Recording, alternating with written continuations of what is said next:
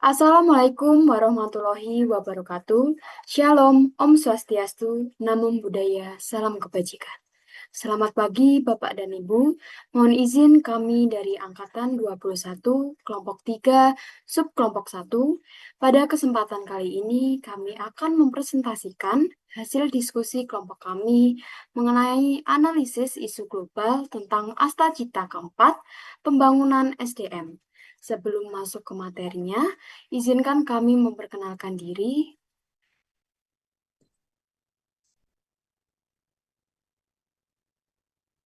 Yang pertama saya sendiri yaitu Gilberta Tiffany Kristevinka dengan NIP 2006-0305-2025-06-2003. Izin memperkenalkan diri, nama saya Muhammad Rohit Ardi Prastya dengan NIP 2006-10-10-2025-06-1001.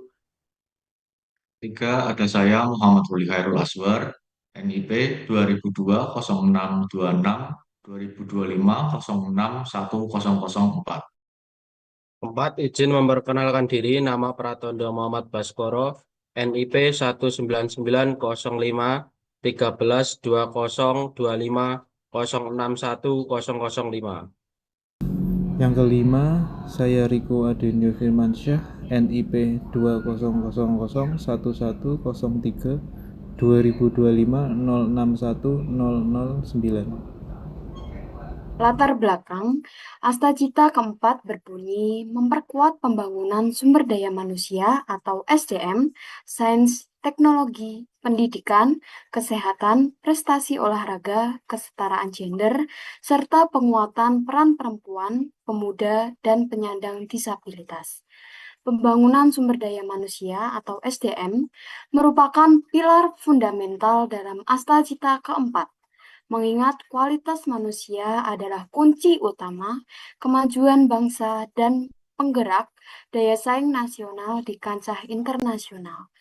Di tengah dinamika era globalisasi dan revolusi industri, SDM Indonesia dituntut untuk tidak hanya sekedar kompeten, tetapi juga harus adaptif, kreatif, dan melek teknologi guna merespons perkembangan inovasi yang kian pesat. Selanjutnya kita mempunyai 4 tema yang utama. Pertama itu sumber daya manusia sebagai modal utama. Di bagian ini kita akan menjabarkan menjadi dua, yaitu tantangan yang perlu menjadi perhatian dalam pembangunan SDM. Yang kedua, keuntungan yang perlu dimaksimalkan dalam upaya pembangunan SDM. Dari keduanya, kita akan mengkorelasikan kepada kesiapan SDM Indonesia dalam mewujudkan Asta Cita keempat. Di sini saya akan membahas tentang SDM Indonesia sebagai modal utama Asta Cita keempat. SDM bukan sekedar biaya, melainkan investasi strategis dan mesin kemajuan bangsa menuju Indonesia Emas 2045.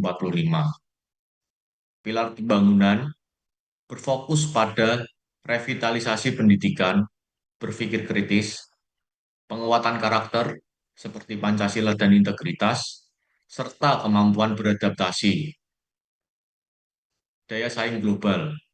SDM harus mempunyai paspor kompetensi internasional melalui penguasaan digital literasi atau AI, bahasa asing, dan soft skill seperti 4C, critical thinking, creativity, collaboration, and communication. Ketahanan. Menitik beratkan pada kesehatan holistik, bebas stunting, dan mentalitas pemenang atau growth mindset. Yang kedua, tantangan utama pembangunan SDM, terdapat hambatan struktural dan kultural yang harus diatasi, antara lain pendidikan, yaitu kesenjangan fasilitas antar wilayah atau kota versus daerah 3T, dan ketidaksesuaian kurikulum dengan kebutuhan industri, atau mismatch skill. Kesehatan yaitu ancaman stunting yang dapat menghambat perkembangan kognitif generasi mendatang atau lost generation. Yang demografi yaitu resiko middle income trap dan pengangguran jika bonus demografi tidak dibarengi dengan lapangan kerja yang produktif. Inklusif yaitu hambatan gender dan kurangnya aksesibilitas bagi penyandang disabilitas. Karakter yaitu perlunya membangun etika kerja yang disiplin, jujur, dan tangguh atau resiliensi. 3. Keuntungan strategis yang perlu dimaksimalkan. Indonesia memiliki kartu as untuk mempercepat transformasi, yaitu 1. Bonus demografi, melimpahnya tenaga kerja, usia produktif yang perlu diarahkan ke bidang STM dan vokasi. 2. Adaptasi digital, populasi milenial dan Gen Z yang merupakan digital natives sangat cepat mengadopsi teknologi baru. 3. Modal sosial, nilai gotong royong dan kemampuan kolaborasi yang tinggi sebagai dasar ekonomi inklusif. 4. Pasar domestik, populasi besar sebagai laboratorium inovasi agar bangsa menjadi tuan rumah di negeri sendiri. Yang keempat atau yang terakhir, kesiapan SDM Indonesia dalam mewujudkan Astacita keempat. Potret kesiapan SDM saat ini, Indonesia berada di titik persimpangan dengan evaluasi sebagai berikut. Kesiapan teknologi, adaptasi tinggi namun harus bergeser dari sekedar konsumtif menjadi produktif. Kedua, kesiapan kompetensi, kebijakan link and match mulai berjalan meski kesenjangan kualitas antar pulau masih nyata. Ketiga, kesiapan fisik, komitmen penurunan stunting sudah terlihat namun tetap menjadi prioritas utama sebagai fondasi kecerdasan. 4. Kesiapan sistematik, kesadaran akan inklusivitas gender dan disabilitas meningkat namun masih membutuhkan dukungan regulasi dan infrastruktur yang lebih kuat. Identifikasi masalah. 1. Kesenjangan kualitas pendidikan dan literasi digital. Meskipun akses pendidikan meningkat, namun kualitasnya belum merata di seluruh wilayah Indonesia. 2. Isu kesehatan kronis tentang stunting dan gizi buruk. Sehingga masalah fisik dan kesehatan adalah ancaman permanen bagi kualitas otak. 3. Dinamika bonus demografi dalam menyediakan lapangan kerja yang cukup bagi jutaan lulusan baru setiap tahunnya. 4. Degradasi karakter dan kehilangan identitas budaya seperti isu korupsi, paragramatisme sempit, dan lunturnya etika kerja merupakan isu yang masih sering dijumpai. Selanjutnya ada analisis USG atau urgency, seriousness, and growth. Di bagian ini kita mempunyai 4 isu. Yang pertama, kesenjangan kualitas pendidikan dan literasi digital. Yang kedua, isu kesehatan kronis tentang stunting dan gizi buruk. Yang ketiga, dinamika bonus demografi dalam menyiapkan lapangan kerja yang cukup. Yang keempat, degradasi karakter dan kehilangan identitas budaya.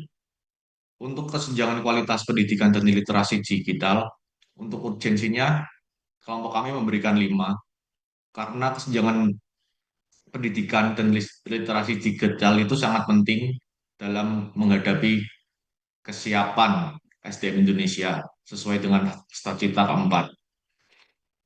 Seriousness-nya kita beri 4 dan growth-nya kita beri 4. Totalnya 13. Selanjutnya, isu kesehatan kronis tentang stunting dan gizi buruk.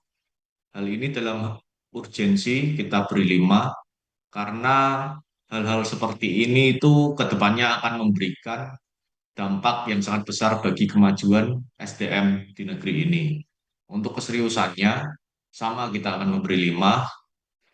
Seperti yang saya bilang tadi, bahwa tentang gizi dan stunting ini sangat perlu diperhatikan oleh pemerintah negara Indonesia. Dan untuk growth, kami beri 4. Selanjutnya ada dinamika bonus demografi dalam menyediakan lapangan kerja yang cukup. Urgensinya karena demografi kita sudah cukup baik, maka kami berikan 4. Tidak begitulah tidak terlalu penting karena kita sudah mempunyai bonus demografi Indonesia. Selanjutnya untuk keseriusan kita beri 3 dan growth-nya kita beri 4. Untuk yang terakhir degradasi karakter dan kehilangan identitas budaya, urgensi kita beri 3, seriousness atau keseriusan kita beri 4 dan growth-nya kita beri 3 dengan total 10. Kemudian pada diagram fishbone ini kita akan bedah lebih dalam untuk mengelompokkan masalah ke dalam 4 domain utama yang saling mengunci. Yang pertama ada sisi manusia dan perilaku atau men. Di sini ada tertulis rendahnya literasi gizi orang tua, di mana masalah bukan sekedar tidak ada makanan, tetapi seringkali karena kurangnya literasi banyak orang tua yang belum memahami bahwa masa-masa pertumbuhan otak hanya terjadi sekali atau pada 1000 hari pertama kehidupan. Kemudian faktor ekonomi kemiskinan. Di sisi lain faktor ekonomi memperparah kondisi ini, di mana keluarga berpenghasilan rendah terpaksa memilih pangan murah atau tinggi karbohidrat daripada pangan bergizi tinggi atau berprotein tinggi. Kemudian kita lihat dari metode atau sisi prosedur dan pemantauan.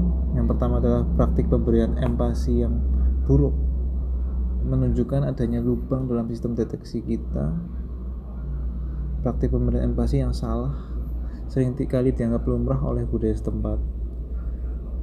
Terus kemudian ada kurangnya monitor pertumbuhan anak. Jika monitoring di posyandu tidak berjalan rutin, kita akan kehilangan momentum untuk menyelamatkan anak yang berat badannya mulai stagnan sebelum mereka benar-benar jatuh ke kondisi stunting. Kemudian yang ketiga di sisi mesin atau lingkungan dan alat kerja. Di sini menjelaskan sanitasi dan sumber air yang buruk. Sanitasi yang air buruk adalah pencuri nutrisi. Meskipun anak makan banyak, nutrisinya akan terbuang jika anak terus-terusan menerus diare. Kemudian keterbatasan alat deteksi dini stunting. Tidak ada standar alat ukur di lapangan bisa menyebabkan salah diagnosa, di mana anak yang harusnya butuh bantuan medis justru dianggap sehat karena alat ukur yang tidak akurat. Kemudian pada material, di sini ada kurangnya asupan protein hewani. Menyoroti kedaulatan pangan, otak membutuhkan protein hewani atau asam amino untuk berkembang. Jika akses tersebut terhadap telur, ikan, atau daging mahal dan sulit didapat, maka bahan baku pembangun sel otak tidak tersedia. Kemudian rendahnya akses pangan beragam dan bergizi. Rendahnya variasi pangan di suatu daerah membuat anak mengalami kelaparan tersembunyi atau kekurangan mikronutrien meskipun perutnya kenyang. Kesimpulan pada materi yang kami sampaikan yaitu mewujudkan SDM berkualitas dalam Astacita keempat bukan sekedar tentang membangun gedung sekolah atau universitas, melainkan tentang menjamin kualitas biologis otak manusia Indonesia sejak dalam kandungan. Tanpa gizi yang cukup, perkembangan sinapsis di otak terganggu secara permanen. SDM yang mengalami stunting akan sulit bersaing dalam penguasaan sains dan teknologi di masa depan. Oleh karena itu, investasi gizi adalah investasi hulu yang menentukan keberhasilan target, pendidikan, dan teknologi di sisi hilir. Upaya mengatasi stunting bukan sekadar program kesehatan masyarakat, melainkan sebuah proyek pertahanan nasional untuk memastikan bahwa SDM Indonesia mampu berdiri tegak, berinovasi, dan memimpin dunia sesuai visi Astacita. Dengan menyelesaikan masalah gizi hari ini, kita sedang membangun fondasi emas untuk Indonesia 2045. Demikian presentasi dari kelompok kami. Mohon maaf apabila terdapat kesalahan dalam perkataan. Sekian dari kami. Wassalamualaikum warahmatullahi wabarakatuh.